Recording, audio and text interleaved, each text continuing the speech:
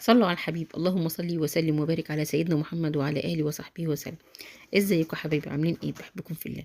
جايبه لكم بقى النهارده وصفه كلها طاقه وجميله ومش هتكلفنا كتير، والولاد بيحبوها قوي. عندك ايه؟ كيلو بطاطا، 2 كيلو بطاطا، حسب ما انت عايزه تعملي الكميه، حسب بقى اللي موجود عندك.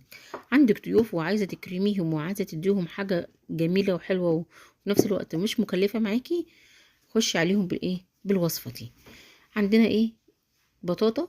اول حاجه هنعملها نغسلها كويس جدا. انا عامله فرشه طبعا للخضروات، للبطاطس والبطاطا بالزيت. تمام. غسلتها كويس من بره من قبل ما اقشرها، يعني انا هقشرها بس غسلتها كويس جدا جدا، مره واتنين وتلاته، وايه، ونضفتها كويس وقشرتها وقطعتها كده حلقات. تمام. دول 2 كيلو. هحط كمان كوبايه سكر وهحط عليهم كوبايه ميه واحطهم على النار. تمام كده، على نار هاديه. سبتهم بقى ايه؟ يستووا. طبعا البطاطا بيبقى فيها ميه فايه بتستوي سريع يعني. عندي بقى ايه؟ نص كوبايه لبن، هحط عليها معلقتين نشا كبار وعليهم معلقه فانيليا صغير، وهقلم الكلام، هقلبه كويس جدا لحد ما ايه؟ ما يفك النشا الكتلات اللي فيه ويبقى سايل خالص. ما تحطيش النشا من غير ما يفك عشان ما يكلكعش معاكي في البطاطا. طبعا البطاطا متقاد عليها النار هاديه جدا اهو. هنزل بقى كده بالنشا واللبن والفانيليا. عندك جوز هند، عايزه تحطي ماشي، عايزه تحطي زبيب ماشي، اي حاجه انت عايزه تحطيها في اللي هي بقى ايه؟ الكماليات دي. تمام. بس هي اساسنا معانا سكر وبطاطا والنشا ولبن. تمام كده. هفضل اقلب بقى، طبعا النشا نيه، فانا هفضل اقلب في البطاطا كويس جدا لحد النشا ما تستوي معايا. تمام كده. وحدوا الله وقولوا لا اله الا الله. اللهم صل وسلم وبارك على سيدنا محمد وعلى اله وصحبه وسلم. جمعه مباركه عليكم وعلينا وعلى امه المسلمين اجمعين يا رب. اللهم سلم اهلينا في فلسطين، وفك ضيقتهم وضيقتنا وضيقة كل مسلم، واشفي مرضاهم وارحم موتاهم. اللهم امين يا رب العالمين. واجعل مصر امنه مطمئنه بشعبها وجيشها يا رب العالمين. طبعا هنفضل نقلب كده لحد ما ايه؟ ما النشا تستوي معايا كويس جدا. بصوا، النشا بقت عامله زي المهلبيه بالظبط. تمام كده. هبقى ايه؟ دهنت الصينيه دي حته سمنه كده او نقطه زيت اللي انت عايزه تدهنيه بقى. تمام.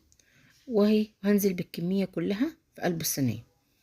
عايزه تعمليها مربعه، عايزه تعمليها مدوره، اللي انت عايزه تعمليه. احنا بنعمل حسب امكانياتنا في المطبخ. ما تكلفيش نفسك، الحاجه اللي انت قادره تعملي فيها اعملي. ان شاء الله حتى لو طاسه هتعملي فيها. تمام. اه، بفردها بقى كده بالسباتولا، بسويها كده ايه، وهسيبها لما تبرد خالص، وهبدأ احطها في التلاجة شوية. تحطهاش في التلاجة وهي سخنة، سيبيها لما تهدى خالص وبعدين حطيها في التلاجة على ما اعمل ايه؟ الطبقة التانية. وحدوا الله وقولوا لا اله الا الله. اللهم صل وسلم وبارك على سيدنا محمد وعلى اله وصحبه وسلم. يا جماعة، ما تنسوش اللايك. اتفرجت على الفيديو، عجب ما عجبكش، اعرف ان ده هتكون انت سبب في رزق لغيرك، فاعمل اللايك، اعملي اللايك وحطي اشتراك للقناة. الوصفة هتعجبك صدقيني. هنخش بقى على الجزء التاني من الوصفة.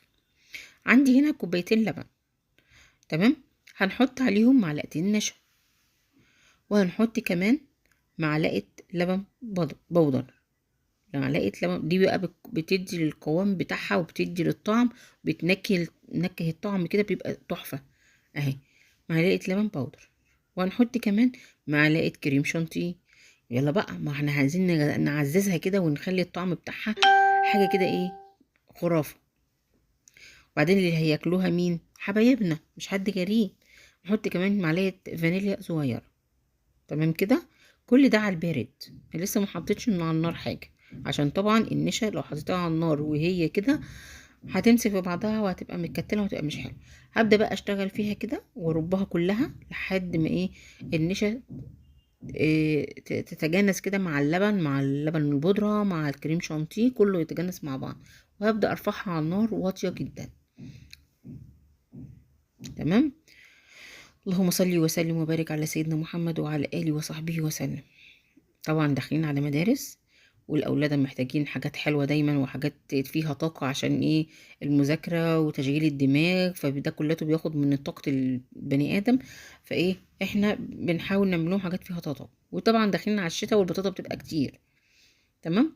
حط كوبايه ميه كمان، عشان ايه؟ النشا واللبن والكريم شانتيه. طبعا انا حطيت كوبايتين ميه، كوبايتين لبن وكوبايه ميه. عايزه تلغي الميه خالص تحط 3 كوبايات لبن، مفيش اي مشكله، بس احنا ايه، بنمشي دنيتنا يعني.